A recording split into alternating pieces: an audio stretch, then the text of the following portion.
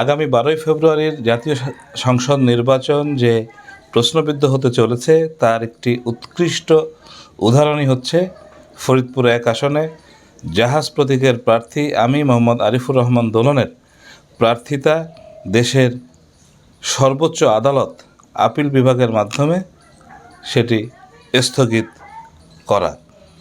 দেশের যে প্রচলিত সংবিধান, যে গণপ্রতিনিধিত্ব আদেশ, আইন এর সম্পূর্ণ পরিপন্থী একটি সিদ্ধান্ত আমার প্রার্থিতা স্থগিত করা। আমি বিনীতভাবে দেশের সর্বোচ্চ আদালতের প্রতি অনুরোধ রাখব, শতপ্রণোদিত হয়ে আমার প্রার্থিতা যেন অবিলম্বে ফেরত দেওয়া হয়। যেখানে ঋণ খেলাপি দ্বৈত নাগরিক উচ্চ আদালতের নির্দেশে প্রার্থিতা ফেরত পায় অথবা নির্বাচনে অংশগ্রহণের সুযোগ পায়, সেখানে কিভাবে আইন লঙ্ঘন করে আমার প্রার্থিতা স্থগিতের এই সিদ্ধান্ত আসে, এটি আমার এবং আমার মতো দেশের কোটি কোটি মানুষের বোধগম্য নয়। আমি পরিষ্কারভাবে বলতে চাই, যেখানে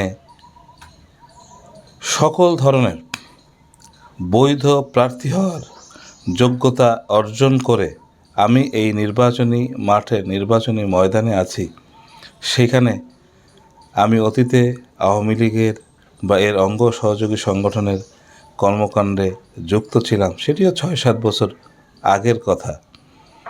তো সেইটাকে অজুহাত হিসেবে ধরে আমার প্রার্থিতা স্থগিত করা, এটা কি আইনসম্মত, সংবিধানসম্মত? আমি তো আওয়ামী লীগের প্রার্থী নই, আমি তো নৌকা মার্কার প্রার্থী নই, আমি একজন স্বতন্ত্র প্রার্থী।